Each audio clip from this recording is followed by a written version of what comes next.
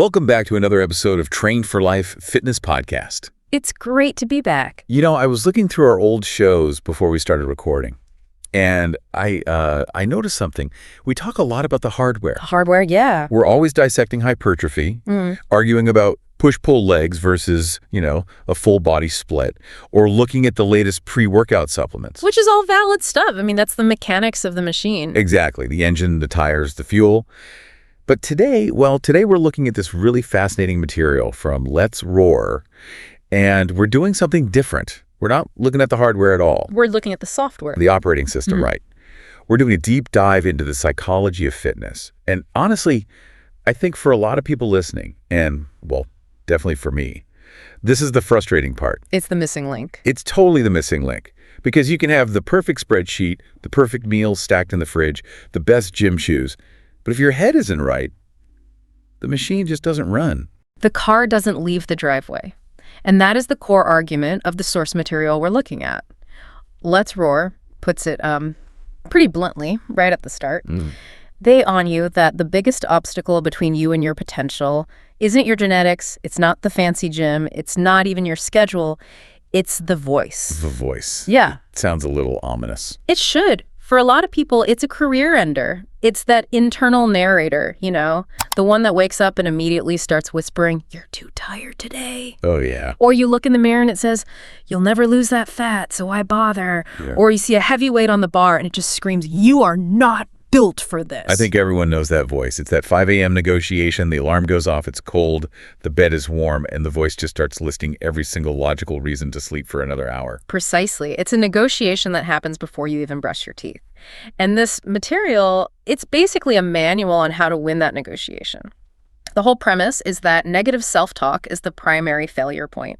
So our mission today is to unpack this guide, figure out the actual steps to rewrite that internal story so the hardware, the body, can finally do its job. Exactly. I love that. Okay, let's start with the foundation.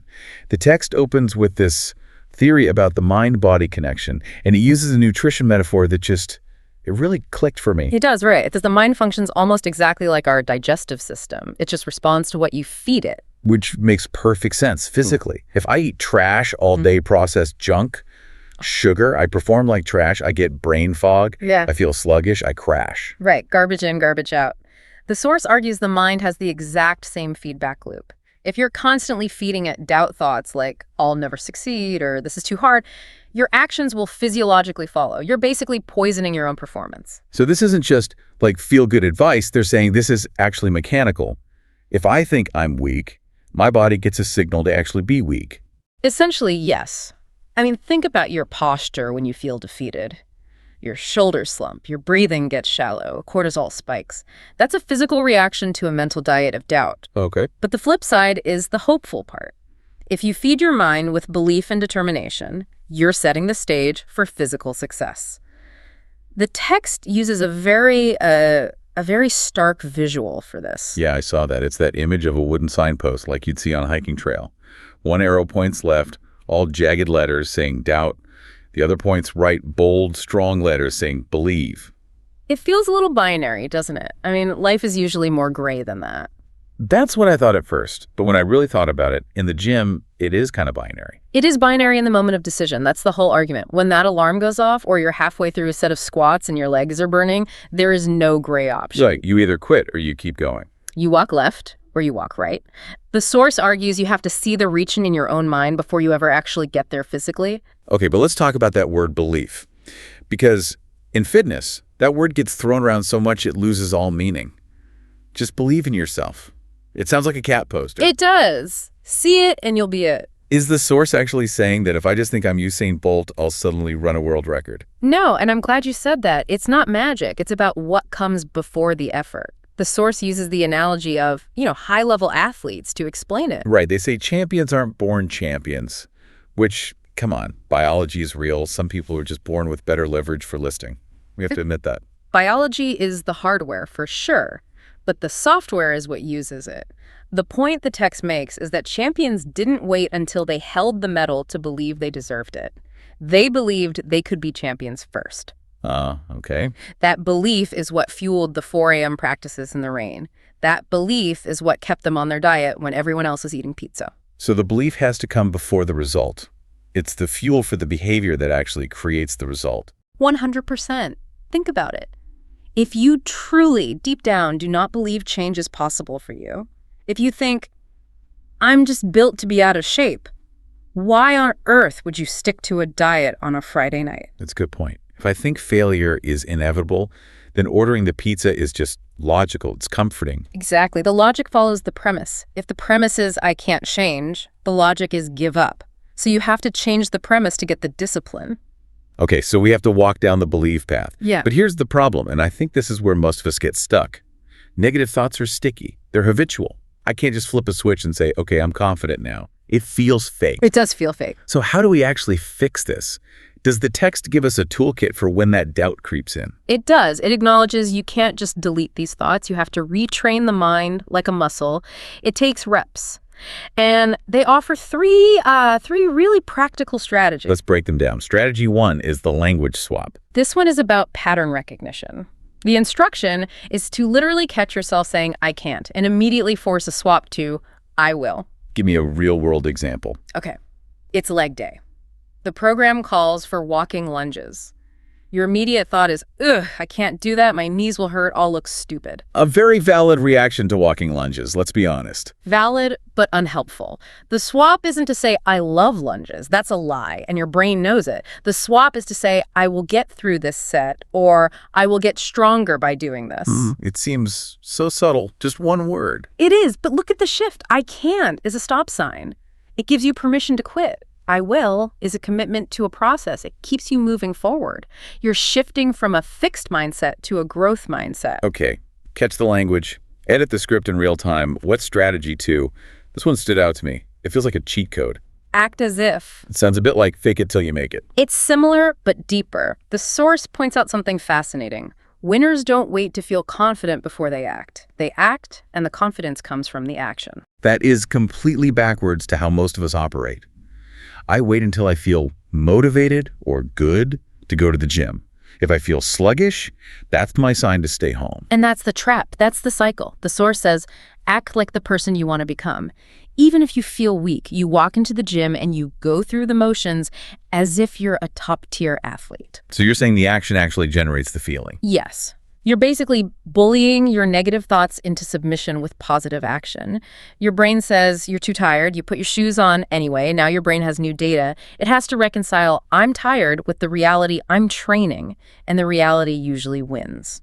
I like that. It removes the need for motivation. You just bypass the feelings entirely. Exactly. Which leads right into strategy 3, collecting wins. This seems so important for the long haul. Because if you only celebrate the final goal, you're going to be miserable for 99% of the journey. Right, and the source says, focus on progress, not perfection. We're always looking for the big win, the 50 pounds lost. But the text says, every single rep, every healthy meal is a win you need to consciously collect. What does collecting mean, though? Just like patting yourself on the back? It means acknowledging it. It means not dismissing a 20-minute workout because it wasn't an hour. You say to yourself, I showed up. That's a deposit in the bank of self-trust. You bank that confidence. You're building a stack of evidence that proves you're moving forward. That's so key. If you don't celebrate the small steps, the road just looks way too long. Precisely. And speaking of the road ahead, that brings us to visualization. Yeah, and this wasn't just dream about looking good on the beach. It was way more technical. It felt like real sports psychology. Much more specific. The instruction is, before you even get to the gym, picture the workout itself. Like, literally imagine doing the reps, the feeling of the bar. Yes. See yourself struggling with the weight and then see yourself pushing through it. Picture your form being perfect. Imagine racking the weight after a successful set. The source uses the phrase, mindset becoming unstoppable. It's like a dress rehearsal for your nervous system. It is. Pro athletes do this constantly. By the time they step onto the field, they've played the game 100 times in their head. It reduces anxiety because the brain feels like it's been there before. But there's a huge trap here. I know exactly where you're going. The source puts a massive warning label on this, the comparison trap. The comparison trap, yes. This is the killer, especially now. You open your phone, you see someone with perfect abs lifting twice what you lift, and immediately all that positive self-talk just crashes and burns. And the source confronts this head on. It just says, stop comparing yourself. That is so much easier said than done. We're social animals. We compare by default. True, but the logic they provide is undeniable. They remind you that someone else's fitness level doesn't define yours. Their chapter 20 is not your chapter 1. So if I'm not measuring myself against the guy next to me, what's the metric? I need something to measure. You measure against yourself. The source is explicit. The only metric that matters is, are you better than yesterday? Better than yesterday. That's it. Did you do one more rep? Did you eat slightly better? Did you speak to yourself a little more kindly? That's the only valid comparison because it's the only one you can control. You know, you just mentioned speaking to yourself kindly. There was an image in the source that really stopped me, especially given the brand is called Lët'z, which sounds so aggressive. The girl in the mirror. Yeah. The illustration of a girl looking in the mirror, and she's not flexing or critiquing herself. She's hugging her reflection. It's a profound image for a fitness guide, isn't it? Usually fitness imagery is all about grinding, conquering. Pain is weakness leaving the body. Right. We're taught to hate the fat, punish ourselves into shape. And that's why so many people burn out. The analysis here is that the journey isn't just about grinding your body into submission. It has to be about self-acceptance. The text says your journey is your own. You can't hate yourself into long-term health. You have to be on your own team. Be on your own team. That's a great way to put it. I think a lot of us wouldn't talk to a friend the way we talk to ourselves in the mirror. Never. You'd never look at a friend and say, you look ridiculous, you should give up. But we say it to ourselves constantly. That shift from enemy to ally is what allows for long-term growth. Because when you stumble, an enemy kicks you. An ally helps you up. Okay, but having said all that, we do have to talk about the attitude. Yeah. Because the brand is Lët'z. Yes, subtle is not their game. And their logo is a lion. Yeah. So we have to talk about this philosophy of the lion. It's a theme throughout the text. Once a lion, always a lion, and strong mind, strong body. It's intense, but what does it actually mean? Is it just about being aggressive? Roaring at the dumbbells? I don't think so. I think it's about identity. And for me, this is the deepest philosophical point in the whole text. It's this quote.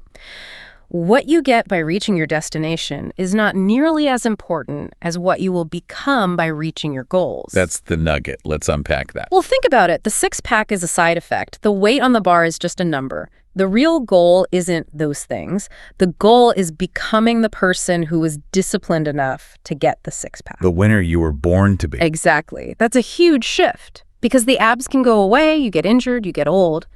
But the character you built, the discipline, that stays with you. That's the once a lion, always a lion part. You're building a character trait, not just a muscle group, an identity that says, I am a person who does hard things. And that identity serves you everywhere, your career, your relationships, everywhere. The source even gets a little historical here. It mentions that history is filled with people who just decided enough is enough. And it frames human potential as dormant. The text argues the only real limit is the one you impose on yourself. They broke the psychological barrier first. Enough is enough. Yeah.